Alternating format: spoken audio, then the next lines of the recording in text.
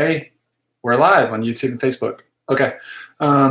So this week's Torah reading starts in Exodus 18, verse 1, and goes through 2023. We'll see how far we get. I'll open a prayer. Yeshua, we lift up to you this Torah reading. I want to lift it up to you in light of Psalm 119. I pray that in order that I wouldn't be put to shame when I look at your commands, I pray that you would make my way steadfast, that you would teach me.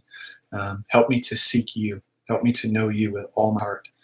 I pray over us that we would be fully devoted to you, and we would long for you to be our local Yahweh, to be in our midst, God on us, Emmanuel, and that we'd be like the priests, like the sons of Aaron, like the Levites, how the Levites just don't even consider brother or sister or father or mother or child when they go back and forth between Israel and their devotion is to you. And Yeshua, I just lift up to you Luke 14, 26 and 27, that if we want to come to you and prepare to be your disciple, we have to be devoted, we have to be a devotee, and we have to hate our life, our wife, our children, our brothers, our sisters, and we have to be willing to pick up our cross and follow you. You've shown us this way, and I just ask to know who you are, Mashiach. I ask that you would open our eyes to see wonderful things in the Torah, and I pray over us, 2 Corinthians 3, that the freedom that we find in Messiah, this Jubilee freedom, the Doror, would be ours, and that the truth would be unveiled, that we would see you, Mashiach,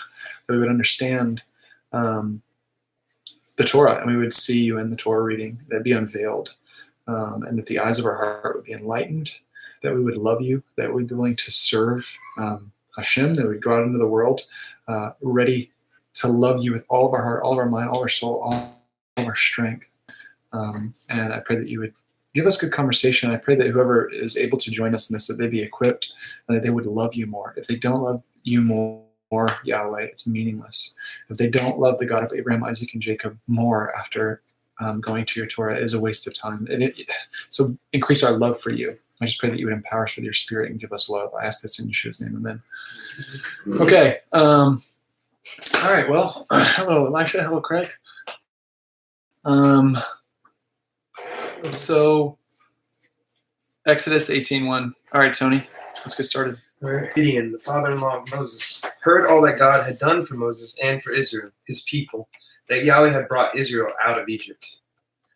And Jethro, the father-in-law of Moses, took Zipporah, the wife of Moses, after her sending away, and her 2 sons, the one whose name was Gershom, for he had said, I have been an alien in a foreign land, and the one whose name was Eleazar, for the God of my father was my help, and he delivered me from the sword of Pharaoh. Oh, so that would mean that he's born after. Who? Yeah, well, no. Eleazar. Eleazar. No, because the sword of Pharaoh comes after Moshe when he's 40. Oh, okay. Because he kills that Egyptian and flees. Right. Which is why he gets, this is how he ends up in this marital relationship to begin with. Okay. And Jethro, the father-in-law of Moses, came and his sons and his wife to Moses, to the desert where he was camping there at the mountain of God. Let's stop. Okay. So we've made it to the mountain of God. Verse 5, Har Elohim, mountain of the God. So it's explicit. It's not mountain of the gods. Hermon often gets called Har Elohim, which could be translated mountain of the God. This is explicit in Hebrew grammar. It's the mountain of the God. So singular. Yeah, it's going to be Sinai. This is the mountain where Moshe had the burning bush experience to begin with. And now we have, his name is Yitro. We have Jethro, the priest of Midian, Moses' father-in-law, bringing back his daughters his daughter and his grandsons, Moses' wife and his children. So Moshe went through all that we have seen thus far, sans wife and kids. Okay. And now they're brought back. I think it's interesting to note, first off, take note that he's called a Cohen, he's called a priest. So Jethro is a priest. What kind of tasks did he perform? Was he loyal to Yahweh? Did he serve other gods? He's an interesting character, but you're going to see that he's treated authoritatively. And in a lot of ways, Moshe embodies what the Torah demands of everyone, that honor would be given to those who are due honor.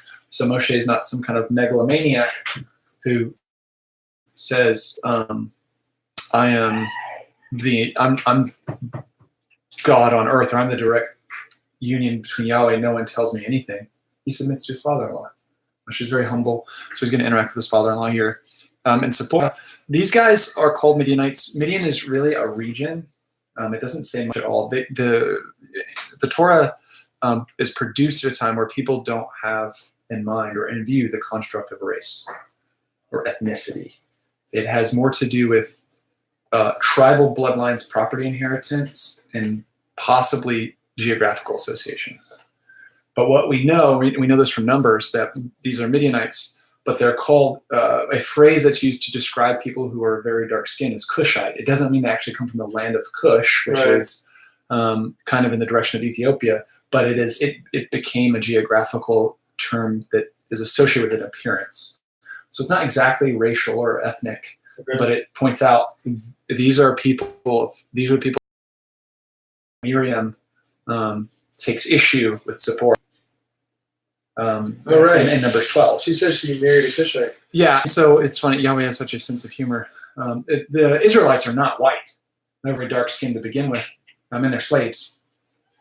So Zipporah and Jethro are of African descent, I guess you'd say it in a modern sense. And Yahweh seems to have a sense of humor because when Miriam takes issue with her because she's a Cushite of dark skin, Yahweh's like, "Oh, you want to be white? I'll make you white as snow," and she's leprous, which is kind of like, again, God takes people's stance and kind of applies it to them. Do they want the measure they use? But that's so they're now brought back. Their names maybe are important to think about. Gershom, Ger is to sojourn. So Moshe knows that he's sojourning while he's in the land of Midian. He names his son that. He doesn't see this as a replacement land or I've become one with his people. He uses his own son's name to commemorate the fact this is not his land. These are not his people. And then Eliezer is a cool name. That's his second son. He's God is my help, and he names him that because I guess at this point or this stage, it's his second son. Maybe he feels like he's established and safe in Midian, and he doesn't have to fear the sword of Pharaoh coming after him for having killed that Egyptian. So it's so we have their names. This is where we are, and Jethro's in front of them. And then we can start in verse 6. Are there any questions or comments up to that point? No? Okay. But this is the moment. This is the only thing that marks the moment of them, Moses returning with Israel this time to the mountain that Yahweh first showed us. As far as first off, the Torah reading says it. So it says he's at the mountain of God. So at this point, they've reached that destination. And it makes sense because soon after these events, we're going to get to 19 where Yahweh is going to direct the people to prepare for the Sinai experience. So they're there. They're kind of camped around that area. And they're not yet rightly arranged. That's going to take place. Yahweh's going to give the arrangement that they need to fulfill in order for him to share the space with them on the mountain and do what he's going to do. Oh, that's interesting. I thought about that. So even when they were saying they went out of Egypt in their divisions, those divisions weren't arranged by tribe. We don't know. Divisions of 50. We don't know divisions of 50. We don't know how they arrange themselves. What it does tell you is they arrange themselves to be able to move rapidly and keep track of people. Okay. So it's more about they moved in order and in an arrangement to try to simulate something like a militaristic approach, but it has more to do with maybe numbering heads and making sure everybody keeps flowing and moving in an orderly fashion so that we're not going at the pace of, imagine not ordering a group of people that large. You end up going at the pace of the biggest, the silliest person or the silliest group. So arranging them in that way at least kind of keeps a massive group like that moving steadily. Yeah. So that's how I would read it. I see it as more commentary on the fact that they were trying to escape. To Moses, I, your father-in-law Jethro, am coming to you and your wife and her 2 sons with her. And Moses went out to meet his father-in-law, and he bowed and he kissed him. And they each asked about the other's welfare, and they came into the tent. Mm-hmm. And Moses told his father-in-law all that Yahweh had done to Pharaoh and to Egypt on account of Israel, all the hardship that all the hardship that had found them on the way, and how Yahweh delivered them. And Jethro rejoiced over all the good that Yahweh had done for Israel when he delivered them from the hand of Egypt. Okay, let's pause here. So,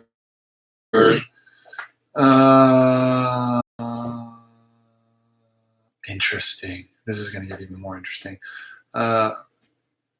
First, we can ask the question, why?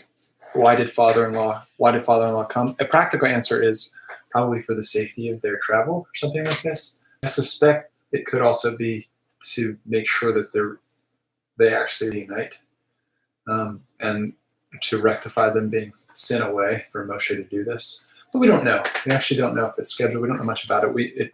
It seems to me when I read it that Jethro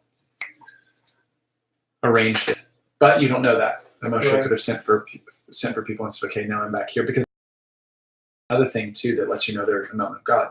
They're back in the territory of Midian to begin with, because Moshe was already in that territory. He was a shepherd there, and that's where he had the experience shepherding.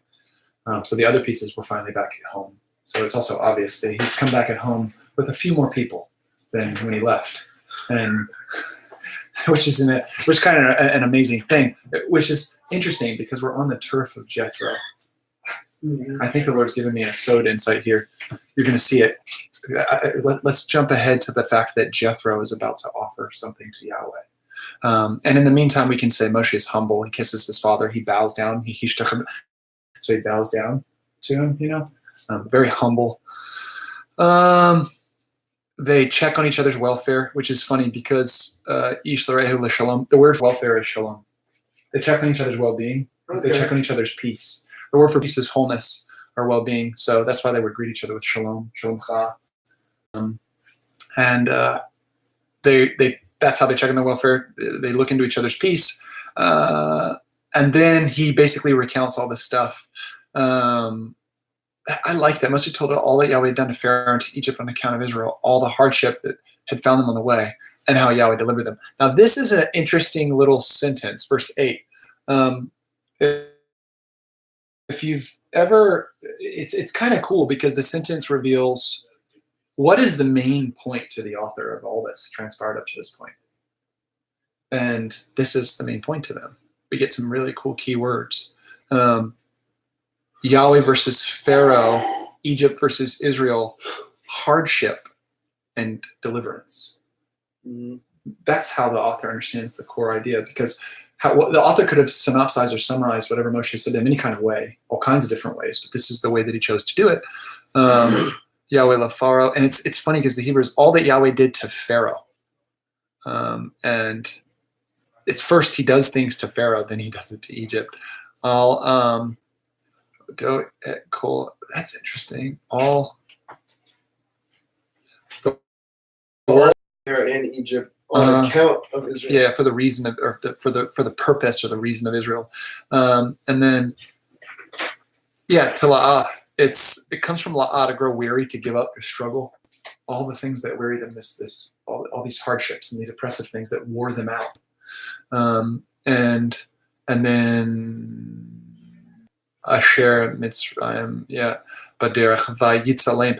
The word there for Yitzalem, it's not Yashav, so it's not deliver or save. It's more like to snatch out or to make a way for escape. So all the ways of escape that he provided. That's delivered?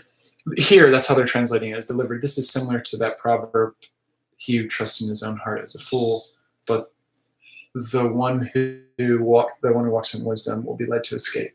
It's the same idea, same word. Okay, so now let's keep going. And Jethro rejoiced over all the good that Yahweh had done for Israel when he delivered them from the hand of Egypt. And Jethro said, "Blessed be Yahweh, who has delivered you from the hand of Egypt, and from the hand of Pharaoh, who has delivered the people from under the hand of Egypt. Now I know that Yahweh is greater than all the gods, even in the matter where the Egyptians dealt arrogantly against the Israelites." And Jethro, the father-in-law of Moses, took a burnt offering and sacrifices for God. And Aaron and all the elders of Israel came to eat bread with the father-in-law of Moses before God. Now, wait here. This is give a sub reading at this point. For anyone who wants to understand what Yahweh is up to among the nations. It was always Yahweh's intention to have Gentiles as priests. This is going to be prophesied in Isaiah, that people from all over the world will bring back Judeans to the land, and they'll be loyal to Yahweh, and Yahweh will take from among those loyal Gentiles number for priests as themselves. He'll take some of them to be priests. This idea that there's always this tension between exclusivity and inclusivity, right? Like Yahweh will explicitly say, I think he's about to say it, or he has said it. I think he's about to say it. Yeah, I've chosen you as a priest among the nations. This is what he says to Israel. All of the Israelites are like his priests. So that's a very exclusive statement. But we also get the idea that it seems like part of the way Yahweh wanted to fulfill the Abrahamic blessing wasn't just exclusive covenant and then off-scourings left for the nations, but a temporarily exclusive covenant that leads to the inclusion of others.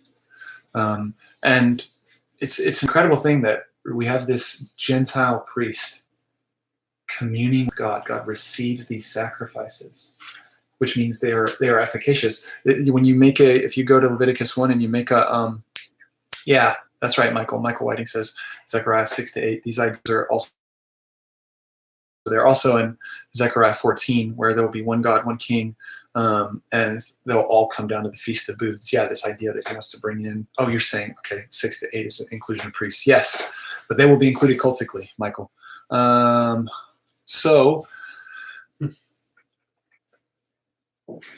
where was I? He's always intended to include Gentiles as priests over the world. Yeah. That's what I was saying. Leviticus 1. When we do a burnt offering, it's the most special kind of offering because the person who benefits from it the most is Yahweh, and only the priest gets to keep the skin. But the offering itself, they don't get to consume or eat at all. It belongs fully to Yahweh. It's the most costly kind of offering. But it makes atonement. It's an offering that makes atonement. So atonement is made by typically what you have is an elect. This is the way atonement works. You have inhabited sacred space, an elect priest, or an elect representative, priest, functioning priestly, and clean substance.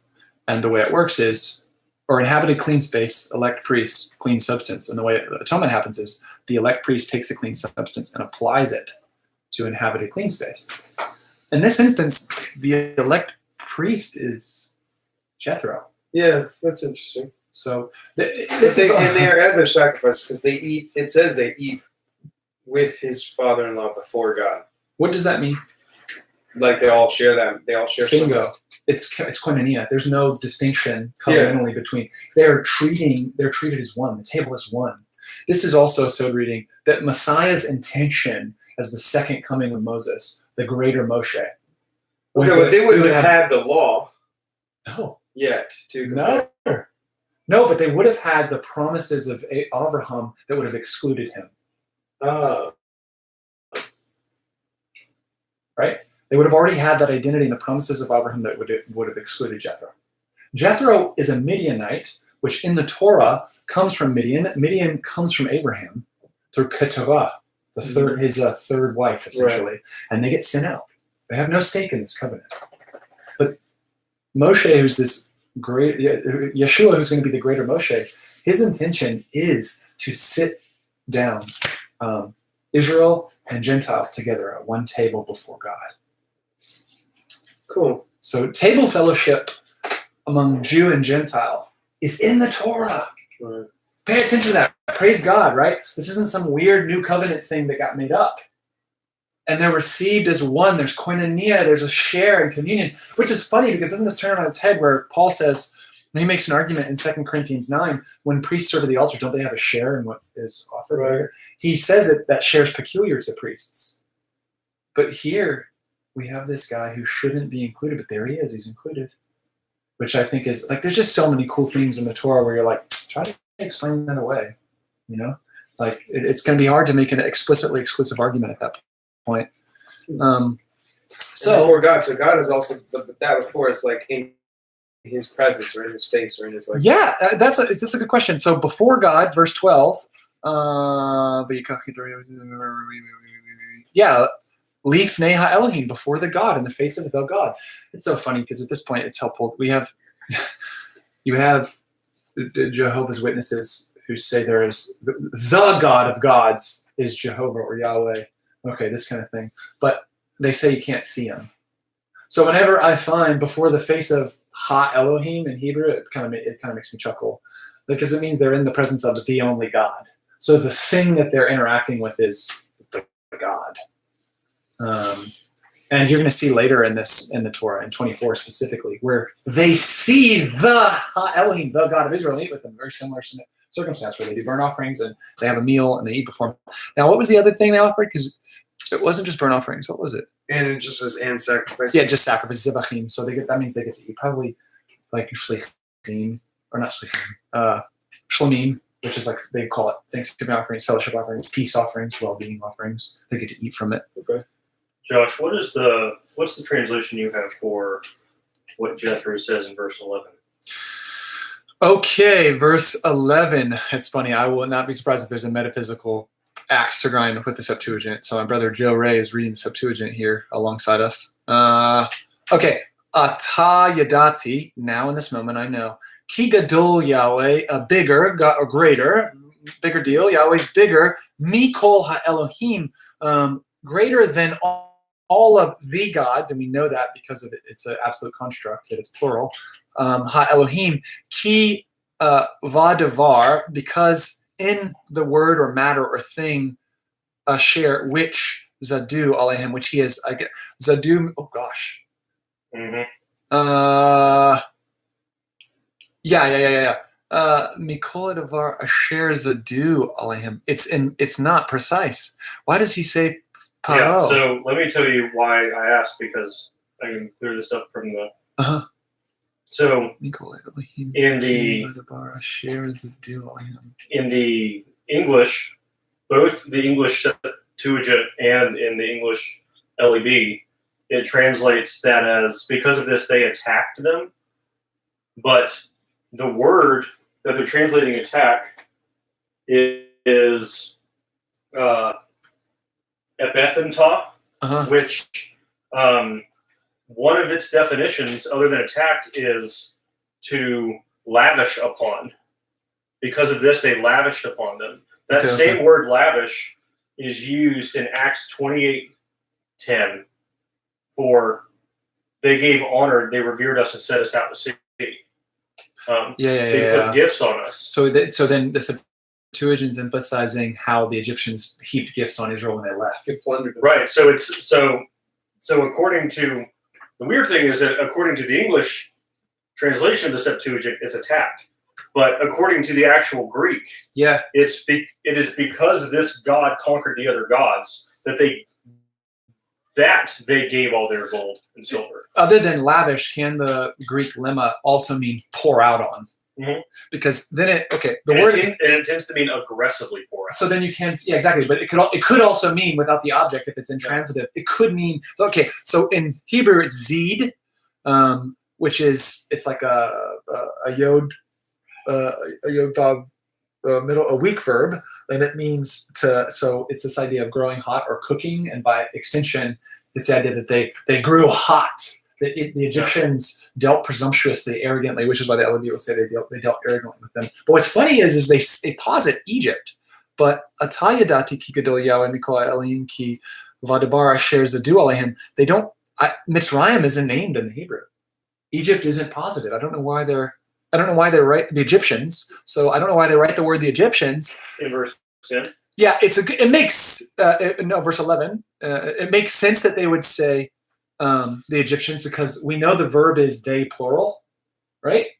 Oh, so they're instead of saying the word they're saying Egyptians. Yeah, but watch this. They say they the Egyptians. Okay, they say the Egyptians. I'm saying the Hebrew doesn't have Egyptians, and you know what makes better sense to posit the Egyptians? The gods. Yeah. The gods dealt arrogantly. Yeah, they do the same thing in Greek. They don't say Egyptians. They say they lavished them. Yeah, so then they would have ability. See, Okay. Oh, see. They would want that is a metaphysical reason because then it is Egypt and not the gods. Okay. But I would argue that because here's okay, Yitro, Jethro. We don't know who he serves. Right. Somehow Yahweh receives his worship. Okay. And he does. We have that here. But the great if it's parallelistic, right? I now know Yahweh is greater from all the gods because in the thing which they acted presumptuously. Well, it seems like this same thing happens in Samuel when the Philistines send back the Ark of the Covenant with gold. Like they send the Ark of the Covenant back, but they don't just say, "Oh, your God beat our God." They say, "Your God beat our God. Here's gold in the form of boils and rats." Yeah. Right? So this idea of lavishing on a people when your God has been defeated by another God seems like a propitiatory foregone conclusion to these people. Yeah. There is the idea that it's going to be received as an asham, which is to placate the god. That totally makes sense as to why the Egyptians would be like, take all our gold, take all our silver, because they're kind of like, we want to placate the cloud behind you that killed our firstborn. But this, I would argue that the way to translate, this is why it's so great to have the original languages in front of you, is they're trying to make sense out of the text. But it seems to me make better sense of the immediate context that they who are acting presumptuously and arrogantly are the gods. Well, the Greek does not require that they be Egypt. Yeah. The Greek leaves it ambiguous. It leaves it ambiguous. They don't tell you who the pronouns are. Okay. I gotta make a comment there. Verse 12. And Jethro, the father-in-law of Moses, took a burnt offering and sacrifices for God, and Aaron and all the elders of Israel came to eat bread with the father-in-law of Moses before God. The next day Moses sat to judge the people. And the people stood before Moses from the morning until the evening. And the father-in-law of Moses saw all that he was doing for the people, and he said, "What is this thing that you are doing for the people? Why are you sitting alone, and all the people are standing by you from morning until evening?" And Moses said to his father-in-law, "Because the people come to me to seek God." Okay, let's stop here. We'll be able to pick up with 15, but I think it's interesting. But Yom Moshe lechotno, his father-in-law, ki yavo elai ha'am lidrosh Elohim, to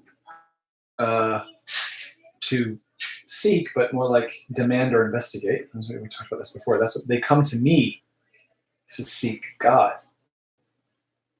They come to me to seek God. It's interesting at this point to say there's no Torah. There is no Torah. So one of the solutions, it's very weird, but you could argue that the events that are going to come next, part of the rationale for Yahweh himself manifesting and speaking the law is to relieve the burden of this type of scenario. So that we won't go to this intermediary man to seek God. And that's interesting because the Sinai experience is going to be correlated in the Torah with a future prophet who's going to come. That when the people couldn't bear Yahweh on Sinai, he says, okay, you can't bear me in that form in the fire, they're terrified. And you can't be directed by me in this form. I'll raise up a prophet like Moses from among his brothers. I'll put my word in his mouth, whatever he says the people must do. Okay, and what it does is it draws this circle. It demonstrates that it's not a foreign idea in the Torah, that the way that someone would demand something of God and seeking would be through a human vessel, a human mediator. Okay, but when we say, okay, God shows up directly to take on this task and the people can't bear it, it makes sense that there's a fusion of these ideas. Mashiach is the fusion of those ideas. But we could go to Messiah and seek God. There's nothing superfluous about it. But he's in a form that isn't terrifying. He's in a form that isn't doesn't strike us dead, but he's meek. Like Isaiah 53 says, not only he doesn't strike us dead, we don't even look at him. He's taken such a low form. Okay, so they come to me to seek God, and it's morning until evening. And then you could start in 16. When they have an issue, it comes to me, and I judge between a man and his neighbor, and I make known God's rule and his instructions. And the father-in-law of Moses said to him, "The thing that you are doing is not good. Surely you will wear out, both you and this people who are with you, because the thing is too difficult for you. You are not able to do it alone. Now listen to my voice. I will advise you, and may God be with you. You be for the people before God, and you bring the issues to God. And you warn them of the rules and the instructions, and you make known to them the way in which they must walk and the work that they must do." Okay, let's stop because we've got a lot of content here, very meaty. And 21 is going to be quite a shift of ideas, so we'll stop at 20. So they come to Moshe whenever they have an issue. It's a devar, a word, a thing, a matter. A matter comes to Moshe, and his job is to judge. So this already reveals to us, what is Moshe's role? Well, he's said to be like a god, and Aaron's like a prophet. He's said to speak to Yahweh on behalf of the people, so some kind of intermediary. But ultimately, he's a shofet, a judge.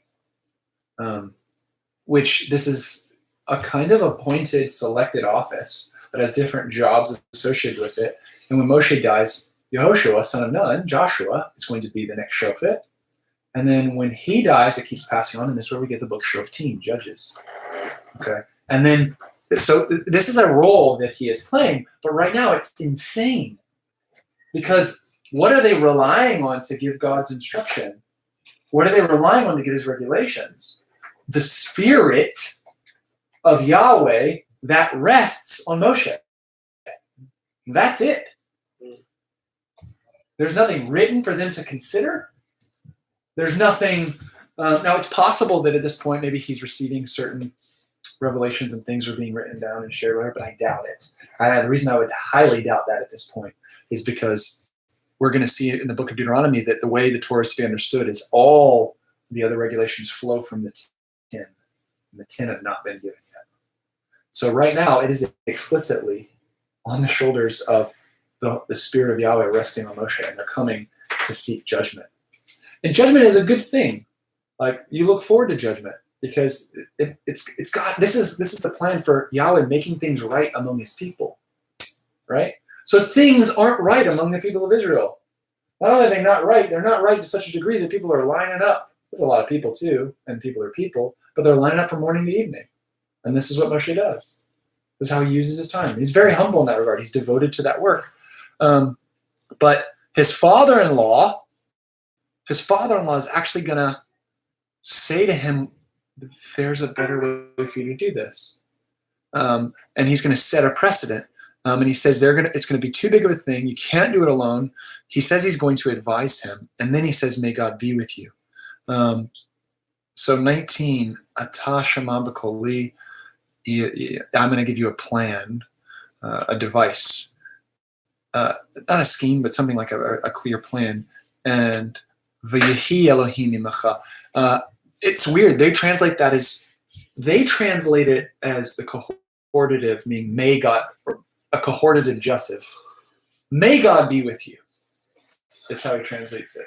But it could be one way to translate this would not be translated as a jussive, but just say, do this and God will be with you. That's one way to translate this. And the arrangement that he proposes, you for the people, be opposite God, be in front of God. It's so funny. The word it means to circumcise. That's so weird. So you stand in front of God, be opposite him, and beheveta ata et hadavarim el ha'elohim. You take these matters to God instead of them. You take the matters to God is actually part of the shift, and then that'll be your focus. Is you're going to be more focused on interacting with God instead of interacting with the people. You'll take the matters from the people, but your job is primarily to be opposite God. And in the Greek, by the way, they say, "And God will be with you." And God will be with you. Yeah, there's no.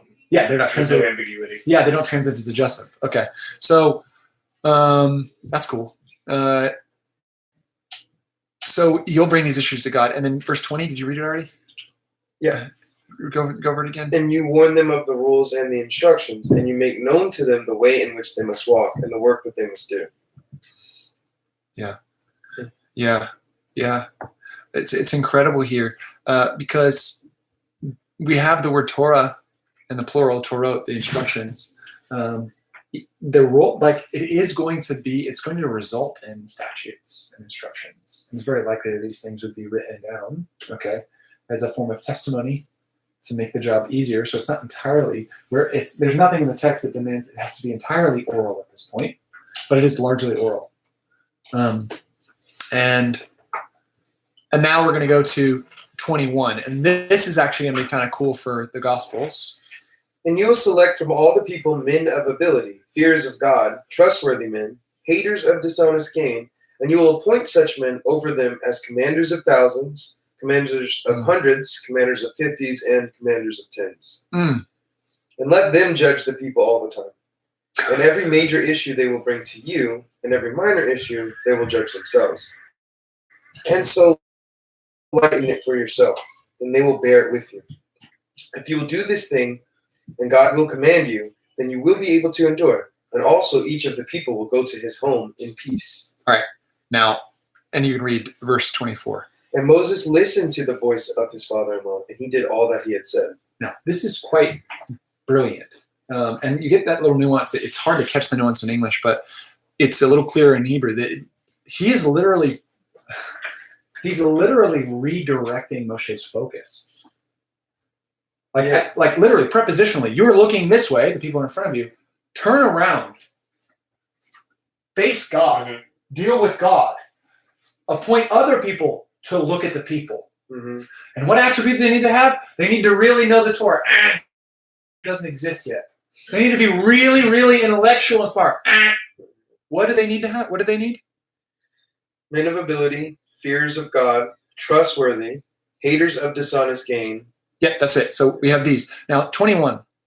You will behold and gaze at the people. That's so funny. It says select, but it actually means to gaze at.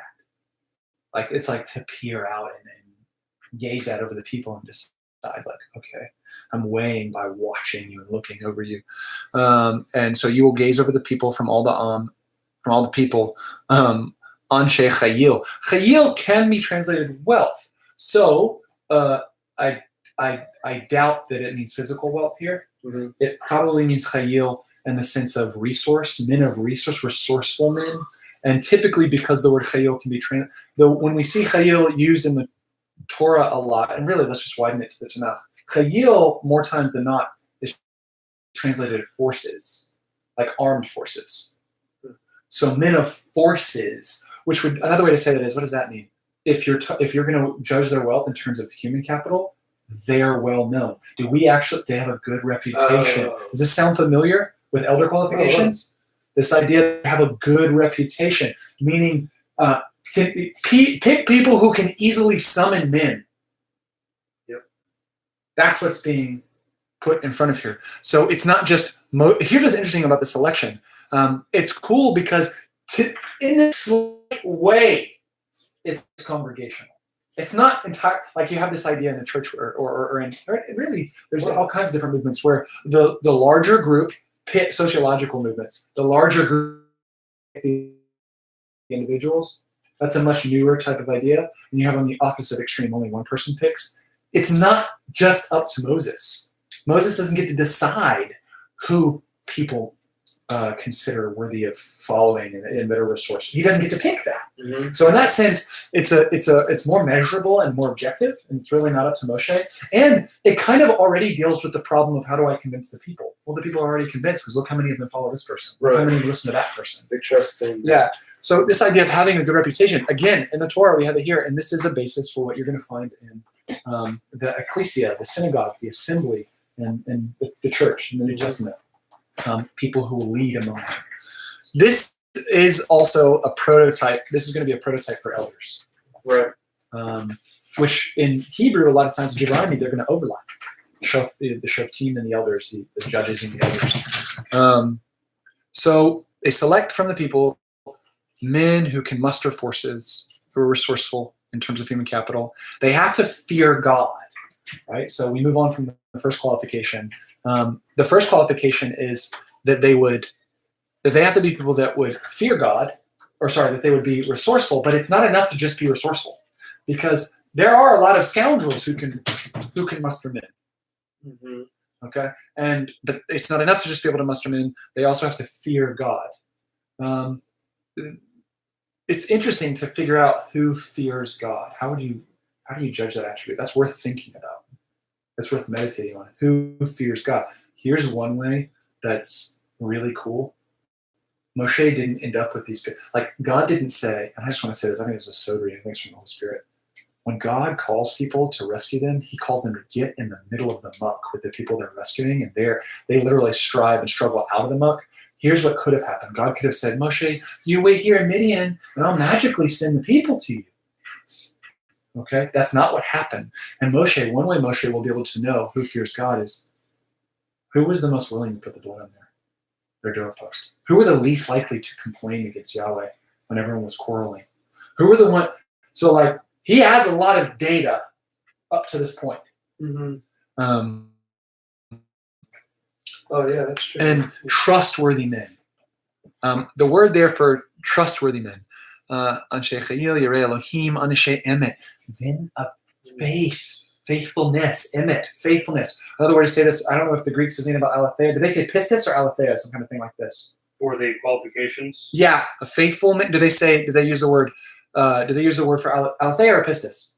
Truth or faithfulness? Which one do they use? I suspect faithfulness. I don't know. This is 21. Yep. You'll select from God-fearing. Right after God-fearing. Search out capable men of all the people. God-fearing men, righteous ones. They say righteous. They say dikaios or something like this. What did dikaios? I'm going to double check. Yeah. 21. That's funny. They replace it with righteous. But it's Andros dikaios. Yep, righteous. Okay, righteous. Then which is funny because the Septuagint doesn't have a single authoritative strain, so it's very possible that would be carried over. But we have this early idea that faithful men that are faithful, okay, that they're true, that they're reliable, that when they say they show up to have your back, they show up to have your back, even when it hurts. Okay, so trustworthy men. Haters of dishonest gain. Now, this is really interesting because this is essentially going to be a backbone of, it's going to be the backbone of the 10th house rule. Do not covet. Men who, the word is, soneh batza, betza. So, it's funny. It can be. This is weird. I'm going to say this, Joe. This is actually kind of funny. Joe Ray. This is funny about our conversation before. The word betzah can mean it can be as banal as to make profit. Men who hate to make profit is actually in Hebrew. You could translate it as soneh batzah. Men who hate to make profit. Now, to sever, to break away. There is probably this figurative, pejorative connotation to it because it has a concrete meaning, to break away, to cut off, which is like to cut. We have like a word like this it's like similar kind of kickbacks. It's this idea of this action where you're pulling, you're severing for yourself. Maybe the idea of cutting and breaking off is similar to like when you break a candy bigger piece. This is that's a psychological struggle for everyone. This is still in verse 21, right? So this is after where I said it says righteous. Huh? This is after where right after. Yeah. So what the Greek says is righteous ones who hate pride. It is funny. Yeah, it is funny. They turn something that's probably concrete in Hebrew to something that's abstract in Greek. Yeah. Also, they have a one of the things is you have to ask. First off, people who are butt heads to the ancients for what they record, when they record, why they record, why do they keep these things alive, these traditions, whatever. Who funds this massively difficult work to save text, to translate text? Like during the exile, this is during the time of the exile, right? When the Septuagint's written, not this, but when the Septuagint's written, who's going to fund that? Yeah. It's going to take a lot of money to fund that kind of project and to spread it and to make sure that it's disseminated and it's a good cultural kind of tactic for Gentile rulers. You got to be careful. I think how you say certain things. Yeah, I think there's some fudging because of the actual literary project of translating it into this new cultural. Like we don't just translate it in Greek because we like the Greeks. Right. We're in exile. We're in the diaspora, and we have this tenuous relationship with these Greek-speaking pagans who rule over us, and we're trying to appease them, and we're getting this cultural.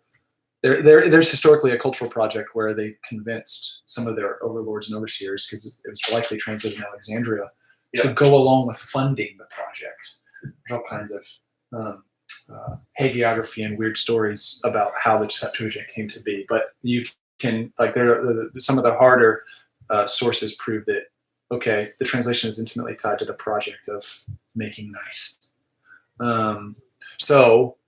You should be suspicious when you see things like that. But in the Hebrew, it could literally be people who hate prophet. That's a literal read. Another one would be dishonest gain or something like that. I think I'm always suspicious when. Yeah, it's weird because it's for the Greek word that we derive our English word paraphernalia. Like who don't like paraphernalia. Yeah. So. All right, so, and they're going to be commanders of thousands, commanders of hundreds, commanders of 50s, and commanders of 10s.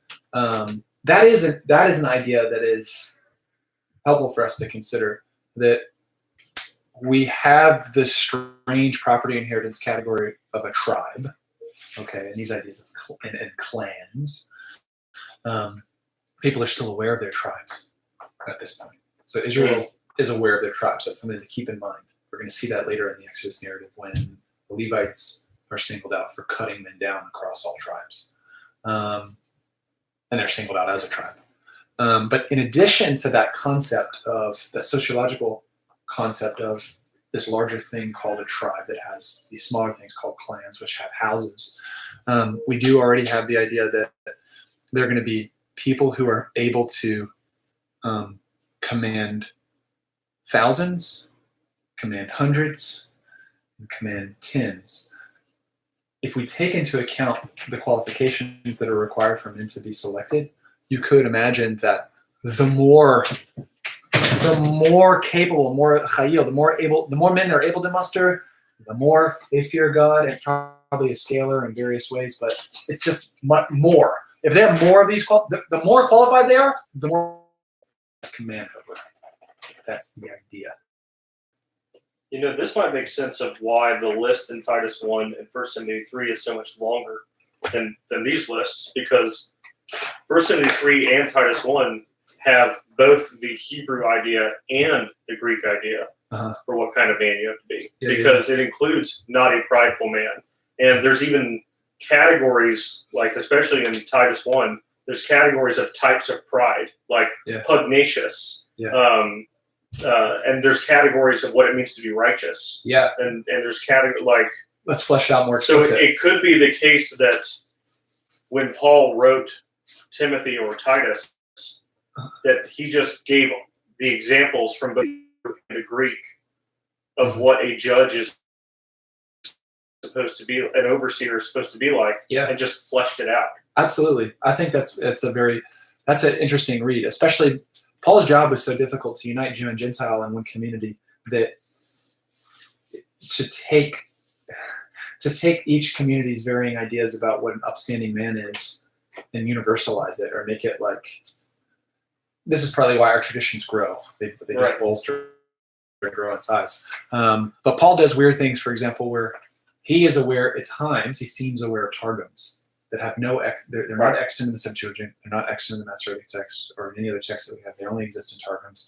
So Paul pulls from a lot of different sources. So the idea that we're going to take this early concept and elaborate it is in line with the idea that when Yeshua says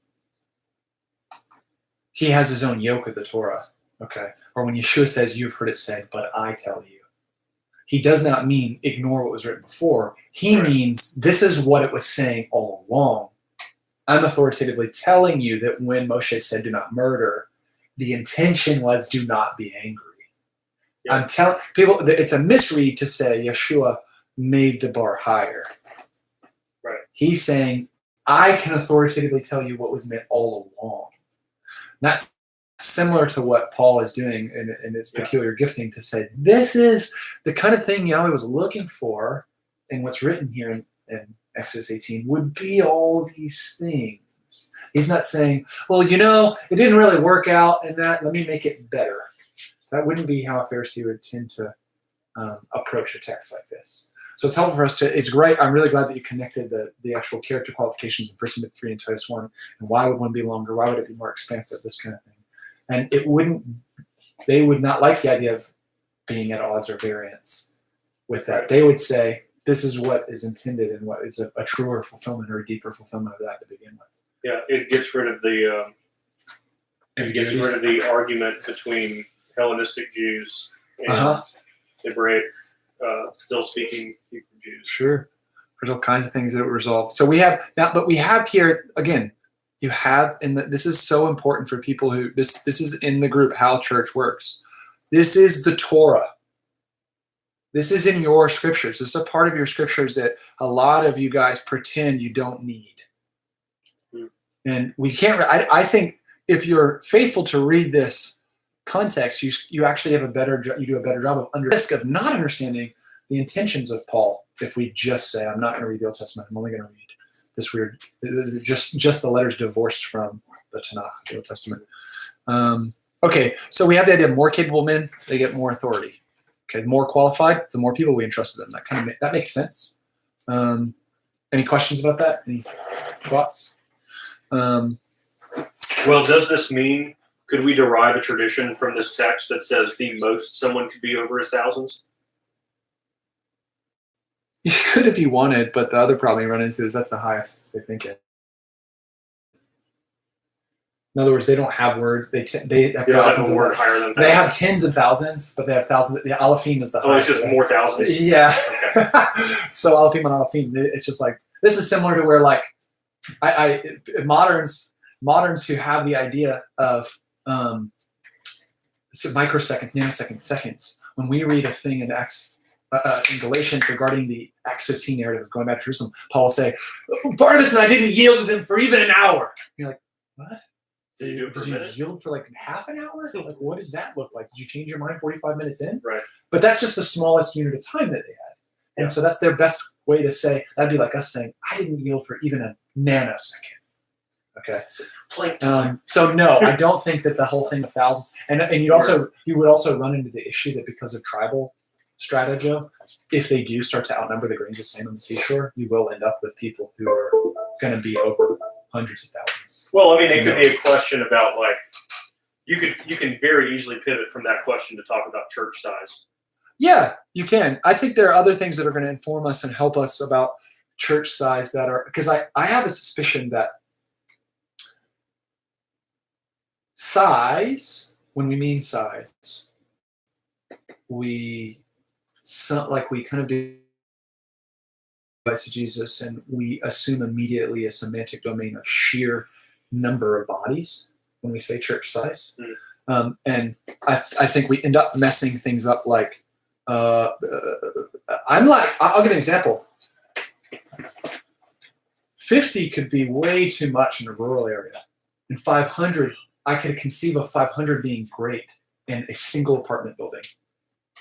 Okay, so in other words, like proximity. Jerusalem would have had this problem. One of the things that even Josephus talks about, he gives nod that the Jewish people, there's like a popular, it's not a legend, but a popular idea that God does a miracle all the time, is Josephus will give nod to this, and he seems to be in agreement. The Jews in his day believed every year there was a miracle in Jerusalem, that all the Jews from all these locales could fit into Jerusalem for Pesach, for Passover.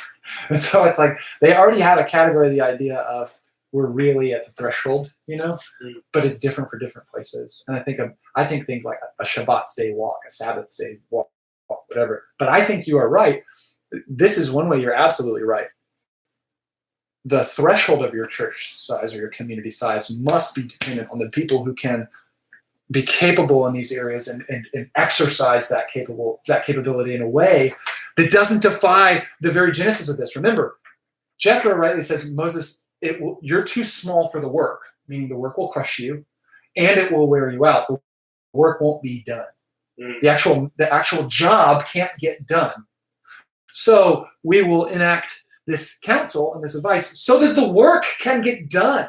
So definitely communities, if the work can't be done, by like when you're in a place where you've got like 700 people and 5 elders or something like this, or 5 leaders, and this repeats itself, or even worse, you've got thousands and thousands of people and maybe 10 in a satellite staff or something. Right. That's not possible. Well, it would seem like the main reason it would be impossible has little to do with the way that those men could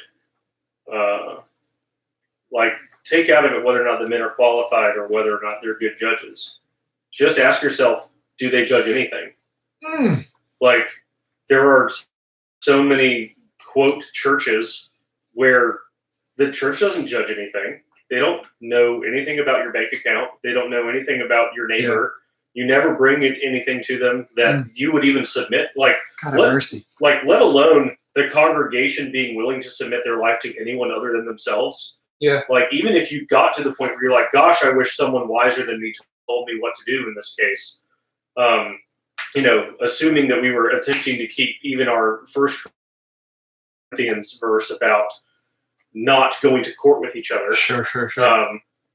But most church, whatever they're calling their leadership, most of them judge nothing throughout the week. No one lines up to them morning, day, and night. Yeah. Like, no one comes to them saying, hey, can I get your judgment on a thing? And even then, what few times it does happen, it seems like polite advice that has little to do with exercising spiritual authority. Okay, so then let's talk about that. We're talking about the idea that this is structured and set up in such a way that the people, the numbers, the mass, en masse, they understand I need arbitration.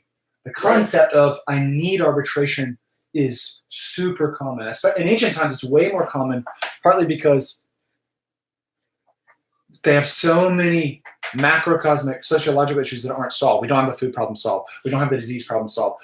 We don't have the space issue, the land problem, kinds of issues. And so and also we have the glaring issue of we don't have people policing it on us. Right. It's very tempting. We don't have electricity at night. So if people want to act, if they want to be difficult, they have a lot of opportunity to screw around. We don't know what fingerprints are.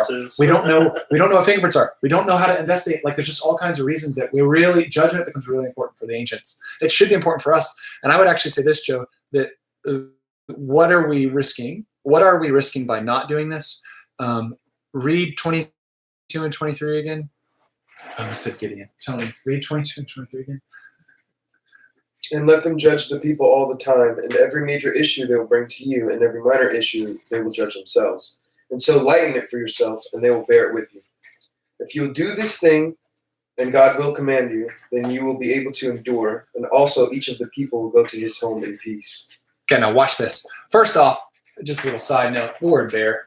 Okay. The idea is they will lift it off. They will lift it up with you. Okay. That's not the idea of absorbing the issue as a judge. Here's a burden. We got to lift it off. So, okay. We lift it off so it doesn't crush. If you leave it on, it crushes. So lift off. This could also be translated forgive, that kind of thing. So they'll help lift it off with you. It's a burden to be removed. Not to be kept, a burden to be removed. That'll help lift it off. Little atonement language there. And then this interesting part just strikes my heart because it makes me think about Ephesians 4. Paul talks about this huge, big, like bird's eye view. One God, one Lord, one faith, one baptism. Everybody's together. And then Messiah gave each one a measure of grace according to Messiah's gift. And then he says, give some as apostles, some as prophets, some as evangelists, some as shepherds, some as instructors, in order for the equipping of the saints in ministry. He talks about everybody from the top down all the way to the bottom. You know what verse 3 says in the middle of all that? Strive to keep the unity of the bond of peace. Right here, we have the idea that hierarchical structure is directly correlated to peace among the people. That when you do it this way, when you divide it, stratify the burden this way, Verse 23, if you do this thing this way, and then God will command you, you will be able to stand. The word is endure here in the LEB, but then you'll be able to stand. I mean, this burden could crush you. You're not able to stand. In order for the church to stand, in order for a community to stand, in order for the leaders, whoever, to stand, we'll divide it this way. And then what's the result of doing it according to proper structure, according to structuring ourselves properly? The result is kol ha'am, all the people, hazeh, all of this people, all makomo, yavo, v'shalom. Then they'll be able to go to their places, the places of him in peace. So all of this is about the preservation of unity and peace. So if we forego this kind of thing, we ignore structure like this, if we act like Moshe acted in the sense of this, he says it. Let's see what he says he might be, I don't think he says raw or evil. Verse 17, Jethro says, V'yomer chote Moshe alav lo tov hadavar. Not good. This thing is not good. Okay? Which is soft. It didn't say it's evil. It didn't say it's raw or wicked or destructive, but it's not good. It's not going to result in, it's not going to have the outcome you want.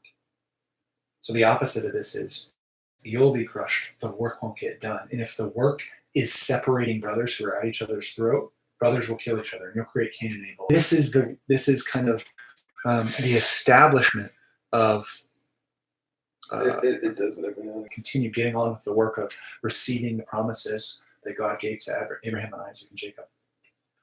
And then any listen, we heard that. And we're kind of at an hour now, so we can stop if you guys want. We'll just knock out these last two. We've only got like 3 more verses. 3 more verses. Okay. And Moses chose men of ability from all Israel, and he appointed them as heads of people, as commanders of thousands, commanders of hundreds, commanders of 50s, and commanders of tens. And they judged the people all the time. The difficult issues they would bring to Moses, and every minor issue they would judge themselves. And Moses let his father-in-law go, and he went to his land. Yep.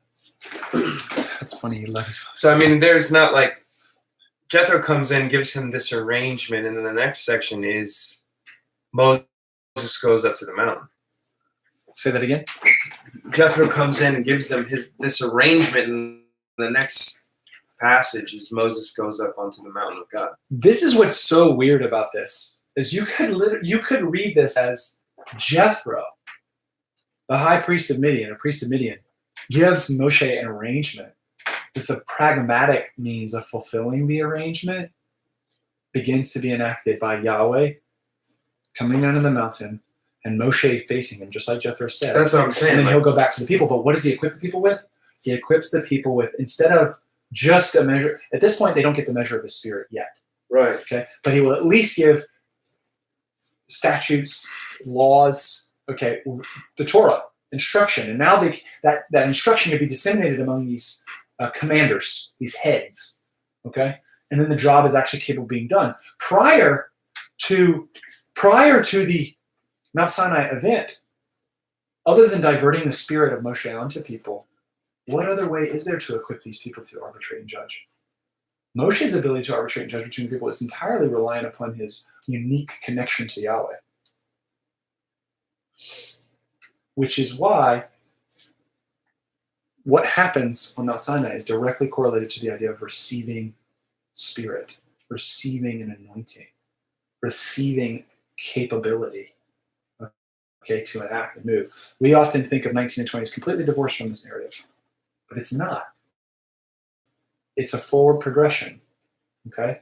And by the way, if you try to do your math, which Jewish people in the Talmud love to do, and this is actually this is true in the time of Yeshua's day. When did they get the Torah? Well, they reckon it by going to the days and counting the months or whatever. And the 3rd month after Israel went out from the land around their day, they came to the Sinai desert. They're going to do some math.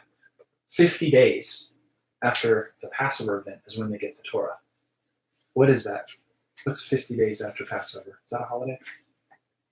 Coincidence. Pentecost. Total coincidence. It's Pentecost. Yeah, Pent. So, sorry. So 50 days. 50 days afterward, they get the Torah. They get the law. The law is handed to them. Yahweh shows up locally to them and they receive the law. 50 days after Yeshua is offered as a Passover lamb, Yeshua locally shows up and is the law written on the heart. And they are like individual mountains because it comes on in the form of fire, tongues of fire. Sure. So this is already an early prototype that people themselves, the new covenant puts you in the safest possible place. The safest locale, the safest positions that are set in English, the safest position within the covenant is sacred space. It's the last place to be abandoned. It's the last place to be handed over for defilement. And so we are translated into sacred space. We become sacred space, which is essentially what makes us exiled. We ourselves become sacred space. So that idea is going to be coming. We're going to see it in 19 and 20. But we worked through 18. That was really great. Okay. Do you want to just tell me you want to pray for us? Yeah, for sure. Thank you for giving understanding. Thank you for, you know how to teach the Torah with authority. Here's what it meant all along. Lord, I pray that you would do that for us. I pray that you would do that for your body. I pray that you would soften our hearts. I pray that you would soften our ears. I pray that you would tell us what it meant all along. Thank you for your grace towards us, Yeshua. Thank you for being patient with us, Lord. I just confess being out of it, being out of the loop. Thank you for teaching, regardless of my mentality or regardless of my energy. Thank you for that. Thank you for the insight about 50 days after. You're fulfilling this pattern over and over and over again, Yeshua. By your design, you are walking in your Father's will faithfully, Yeshua. Thank you for that. Pray that you would cause this understanding to bear fruit in our lives, that I wouldn't just seek to make a machine or try and discern your character. Oh, he said this because of this. I pray that you would give us insight into your character, into your heart. That we would then, in our love of it, demonstrate it in our own life. Lord, sow the seeds in our own life, Lord, that we would sow to your spirit, that we would bear fruit. And fruit that comes with emulating and reflecting your character. Please, Yeshua. But is it to know about you if we aren't striving to look like you? Yes, Messiah. And I thank you for bearing that image perfectly, Yeshua. And I thank you for giving us the Holy Spirit to not only get us there, but to walk us through this. It is your desire that we be where you are, Lord. You are totally and fully committed to that, Lord. Yes, thank you for that. I thank you that not a single stroke will be removed, Lord. I thank you that you are still our instructor. You're still perfectly capable of, in authority, as a rabbi, telling us what these things mean. Please continue to do that, Lord. Thank you so much. So be it. Amen. All right. Bless you guys. Peace.